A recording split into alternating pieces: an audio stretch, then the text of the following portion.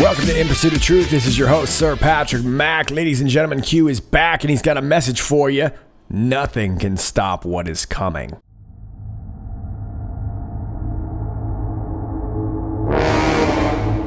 Nothing can stop these new Q posts either. How many we got, John? 7. Yes, sir. Let's get started where we last left you. 33:17. No, 41 minutes after the hour of 9. Q gives us a YouTube link and says to listen at the 11-minute mark. Listen very carefully to statements made by Joe D. Who's Joe D? Not Joe DiMaggio, Joe DiGenova. Q says it's happening. Q, let's give it a listen. Joe, let me start with you. Bob Woodward, who's no Trump fan for sure, and certainly not a card-carrying member of the Republican National Committee, basically was saying this was the work of John Brennan. Well, there's no doubt this is pretty simple stuff for career prosecutors like Rudy and myself. It has been evident from day one that there was a brazen plot to exonerate Hillary Clinton illegally, and then if she lost the election, to frame Donald Trump. This dossier was a knowing part of that. It was created by Hillary Clinton. It was created knowingly by John Brennan as part of a scheme to do everything they could to harm Donald Trump.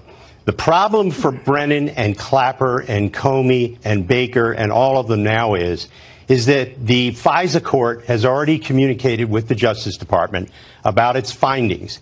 And their findings are that for more than 4 years before the election of Donald Trump, there was an illegal spying operation going on by FBI contractors, 4 of them, to steal personal information, electronic information about Americans, and to use it against the Republican Party.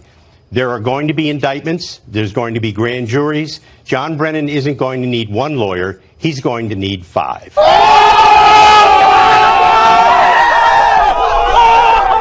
So, Jazzy Joey D keeping us up to date, updated, and letting us know what's coming down the pike. But indeed, there are going to be some indictments. Is one of them reserved for one of our favorite deep state knuckleheads, John? He's approved. By Brennan. Not really sure, but either way, Q says it's happening. Very nice. Now, keep in mind that Joey D also mentioned these 4 FBI contractors, and I have a feeling they are going to be entering the narrative really soon. And another character that's going to be entering the narrative real soon comes in 33:18, 43 minutes after the hour of 9, and that character is Frank Castle, otherwise known as the Punisher. Got a flashback of signs, yeah, take you back, yeah.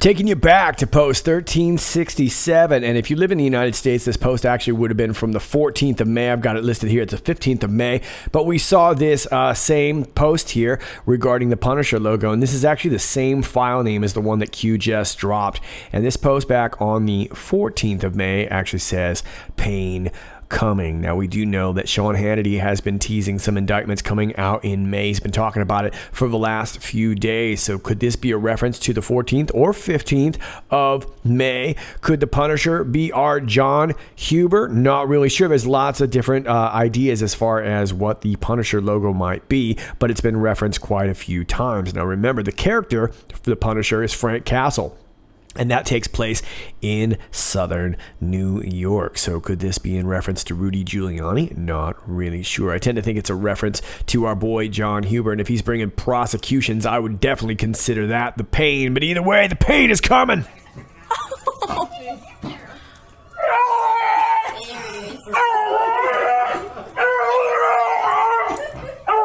That sounds super painful. Let's move on to 33:19, 45 minutes after the hour 9. Yeah, I knew, right? 45. Q says, Michael S. Rogers. And of course, we're talking about Admiral Rogers, former head of the NSA. And Joe D had something to say about him too. Let's check it out. All the bad people in this story are lawyers. There's a hero. His name is Admiral Mike Rogers. He was the head of the National Security Agency. He discovered the illegal spying. He went personally to the FISA court and briefed the chief judge and worked with her for months to uncover the people who did it. The FISA court has already been told and has already told the Justice Department who lied to that court, and that has been given to Bill Barr already. Indeed, and of course, Patriots know that Admiral Rogers was the one who started the whole ball rolling, tipping off Team Trump to let them know they were being spied on the entire time. And of course, shortly after that, the deep state recommended that he get fired, this one Admiral Rogers, who's indeed a patriot. For anybody who's quizzical, has any questions, quaffs or qualms or queries, just saying. So if Admiral Rogers was working with the FISA court judges, then perhaps not all of our judges were black hats. Maybe some of them were just trying to figure out what they were signing off on. Interesting stuff. And I suppose if they're working with Barr, then Barr knows all of this information too. And Barr is going to be testifying on the 1st of May, which just happens to be May Day. Mayday, Mayday, Mayday, Mayday, Mayday. Happy Mayday to you. Happy Mayday. I don't think that's how it goes. Let's move on to 33:20, 53 minutes after the hour of 10. We get this Twitter status right here to De Opresso Libre. I knew the fake news would attempt to connect the militia leader who was arrested on the border with QAnon. Sure enough, they tried to do it indirectly via the group he is part of, United Constitutionalist Patriots. The charge, the UCP discusses QAnon. So what are we talking about? This article actually takes you to this right here from the Intelligencer from the New York. FBI arrests far-right militia leader detaining migrants at gunpoint. On Saturday, the FBI arrested 69-year-old Larry Mitchell Hopkins, the New Mexico conspiracist leading a militia illegally detaining migrants at the southern border. Hopkins heads United Constitutional Patriots, an armed vigilante group that allegedly detained or kidnapped, according to the ACLU, and you should always go according to the ACLU, around 200 asylum seekers who crossed into the U.S. near Sunland Park, New Mexico earlier this week. Hopkins was arrested on charges of possessing firearms and ammo as a convicted felon. His past felony charges, according to the Daily Beast, another group you should really trust, include felony firearm possession and impersonating an officer. New Mexico Attorney General Hector Balderas attests that he and his militia may be doing it again. These individuals should not attempt to exercise authority reserved for law enforcement, Balderas said in a statement. Dressed in camo, bulletproof vest, and carrying assault rifles. How come everybody's got assault rifles these days? Ugh. The United Constitutional Patriots have posted videos that appear to show their members aiming guns in the direction of migrant families. In a phone interview with the New York Times, UCP spokesman Jim Benvey said their actions were equivalent to a verbal citizen's arrest. There's no question about whether or not we work with Border Patrol, Jim, a UCP spokesman who declined to give his last name, told the Daily Beast. It's unclear if there are two Jims in the unit, or if Benvey forgot he gave his name to the Times. Unsurprisingly, Border Patrol does not agree. U.S. Customs and Border Protection does not endorse private groups or organizations taking enforcement matters into their own hands, an official told the Daily Beast. Hopkins claims he once met President Trump in a random encounter in a Las Vegas casino, and the two have kept in touch ever since. That sounds super plausible. In a November 2018 interview with the Southern Poverty Law Center, another group you should really trust, Hopkins said that very high-level law enforcement had pre-warned him of armed groups already in the United States planning on flanking us to shoot us. It's one of several conspiracy theories that Hopkins and his group promote. Are you ready for it? Wait for it. The UCP has a radio show that discusses, you guessed it, QAnon, and has suggested that Ilhan Omar is trying to impose Sharia law. What? Oh, she wasn't? In addition to losing their leader this week, United Constitutional Patriots were banned from PayPal and GoFundMe on Friday, which is totally inclusive. It could be a major blow for the UCP, which has reportedly claimed nonprofit status on Facebook despite not registering for the tax status on a federal or state level. On Monday, documents unsealed in federal court revealed that the FBI received reports in 2017 that Hopkins was training to assassinate Hillary Clinton, Barack Obama, and George Soros. Hopkins could face up to 10 years in prison if convicted of the new possession charge. All right, well, I don't know this Larry Mitchell Hopkins, and to be honest with you, this story was a little bit new news to me. This appears to be their radio station, if you will. It's a YouTube channel, United Constitutional Patriots Radio. They've got 2,352 subscribers at the time that I'm looking at this here. Now, I've kind of gone through a few of these videos. It mostly just looks like Discord chat. It's a whole bunch of real quiet, boring talking with lots of space in between. It's the kind of stuff I hate, to be honest with you. Just saying. But that's all it seems to be. Now, most of it seems to, at least from what I gathered, was talking about the problems down at the border and showing related videos and things like that, and just exchanging chat on Discord. But I didn't really see anything about a QAnon, but I'm sure at some point they probably mentioned QAnon. And of course, because they mentioned QAnon and maybe got popped for some legal trouble, that means we should go ahead and conflate them with QAnon and put them out there in all these publications and advertise them as if they were at the forefront. We've seen this before. We had an incident last year at Hoover Dam with somebody who maybe followed QAnon, maybe didn't, but was not any kind of Q decoder or any sort of, like I said, person that's at the forefront of this movement. But that's what they'd like the average person to think, and that exactly seems to be what is the case right here. So I don't know this guy. I don't know if he's a knucklehead or what. Like I said, I've listened to the show a little bit, and it wasn't really my kind of thing. It just looked like Patriot talk. Now, of course, in the United States of America, look, militias are some bit of a thing. That's kind of how we ended up getting our freedom to begin with, our independence, right? It's because of well-armed militias, and we've always allowed for provisions for that. That doesn't mean that we don't have fringe knuckleheads. There's going to be fringe knuckleheads in really, in every country and in every kind of, style of thinking, if you will. But the fact of the matter is that this knucklehead looks like he got popped trying to take matters into his own hands, and they're going to conflate this with QAnon. Now, I'm going to make my own little prediction here. I'm going to say in the next 48 to 72 hours, you're going to be seeing articles from both Ben Collins and Will Sommer. Are you listening, Will? Are you going to do it? Are you going to just spit out the same talking points as this article? I bet you are. We shall see. They call me Mystic Mac. No, we don't. No, we don't. Let's move on. Well, just remember, Patriots, they hate us because they ain't us. You attack those you fear the most. Nothing can stop what is coming. Nothing. Let's move on to the next post. Post 3321, 58 minutes after the hour of 10, we get taken back to post 643. This is from January of last year, January 29th.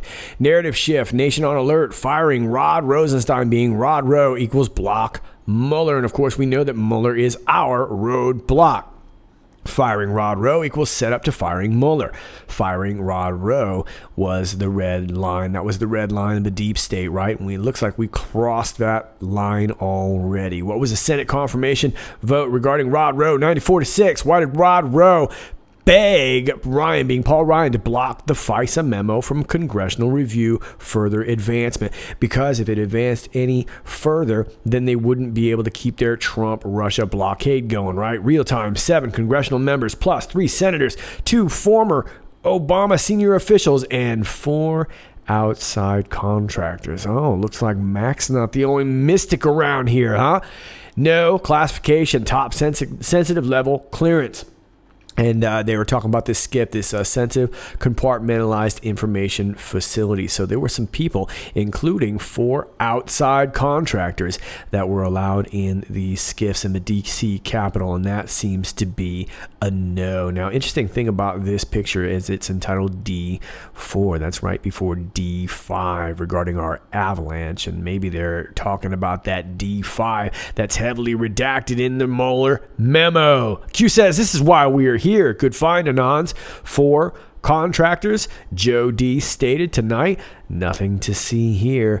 Q. Well, so who do you think those 4 contractors might be? Well, while you're mullering it over, let me turn you on to one more thing that Joey D said. Robert Ray mentioned that there is the Horowitz report coming out in May or possibly early June.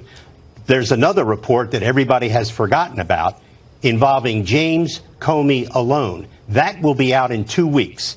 That report is going to be a bombshell. It's going to open up the investigation on a very high note, and there will be criminal referrals in it. The FISA court abuse is the center of this entire abuse of governmental power. And the chief judge of that court has already ruled that the FBI broke the law and that the people at the head of the Justice Department, Sally Yates, John Carlin, the Assistant Attorney General for the National Security, all knew about it and lied to the court, the FISA court, about it. よし、俺様が相手だ。俺はこいつらとは違うぜ。 Nice. So some really interesting takeaways here. Number one, we've still got the IG report, which we know should be a lot more interesting than this Mueller report, right? That's Horowitz. Will that be followed up by prosecutions from Huber? Likely, considering that there's going to be some criminal referrals incoming. We already knew about that from Devin Nunes, right? Number two, we've got this James Nobody's Homie Comey report. And according to Joey D, this one's going to have some real teeth to it. So it should be some pretty interesting theater here. We don't know much about that as of yet. But the main point I wanted to bring up there is that, like he said, the chief justice of that court already determined that the FBI broke the law. And that's going to be really, really key in moving forward. It looks like another Anon caught all this too in 33:22, 7 minutes after the hour of 11. We get this Twitter status right here to Rosie's ridiculous something or other. These are the kind of Q proofs that are almost eerie. Today, Joe D tells the world about 4 FBI contractors spying for 4 years prior to 2016. This Q drop is from January of 2018. Yeah, it's almost like we knew about it beforehand, right? Very nice catch, Rosie's ridiculous bull poo. Who caught this? Congratulations for the Q. Shout out. Q says, stay tuned. Q.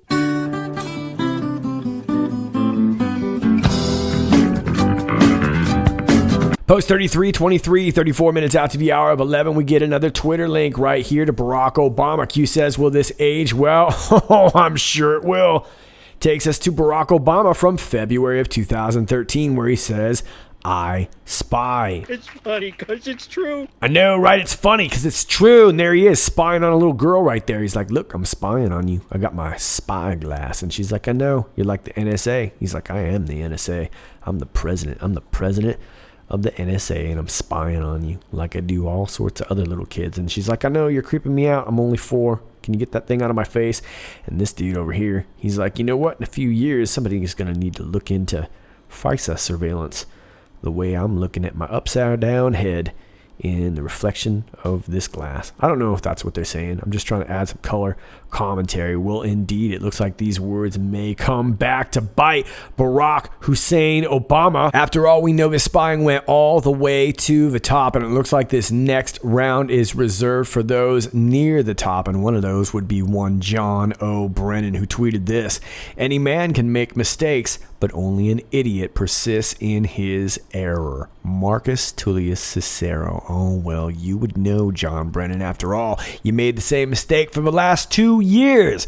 All right, ladies and gentlemen, those are like, share, and subscribe. Thanks to all of you who do that already. I greatly appreciate it. For those of you who are new to my channel, welcome to you. Please understand that from time to time, you're going to get unclicked and unnotified and unsubscribed. That's social media's way of saying thanks for using our product. Yep. If you're conservative or just a free thinker in general, you might have a hard time finding videos. Do me a favor, you don't need to email to let me know about it. I'm well aware. But what you can do is just keep checking back, keep notifying yourself, keep re-clicking yourself and resubscribing yourself. I greatly appreciate it, and I hope that you do too. My alternate links are down below to my Gab, my BitChute, my Brighteon.com, and I'm over here at Twitter at IPOT1776. That's at IPOT1776.